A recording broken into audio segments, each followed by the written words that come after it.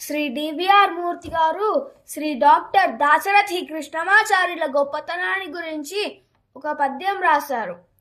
కారాగారమందు ఖైదు చేసిన గాని ఖైదులోనే తాను కవితలల్లే అరుణ తేజమెప్పుడర చేతిన గుణ కృష్ణమార్యానికి కేలు మోర్తు. తాత్పర్యం: ఓ కృష్ణమాచార్య, నీవు చేస్తున్న ఈ పద్య పోరాటాన్ని చూసి తట్టుకోలేకపోయిన ఈ నిజాం ప్రభుత్వం నిన్ను జైల్లో బంధించింది. అయితే నువ్వు ఆ జైలు గోడలపైనే కవిత్వాలు రాశావు. సూర్యుడి వెలుగుని మనం ఎలాగైతే అరచేతిలో ఆపలేమో అలాంటిది ఆ నిజాం ప్రభుత్వం నిన్నెలా ఆపుతుంది?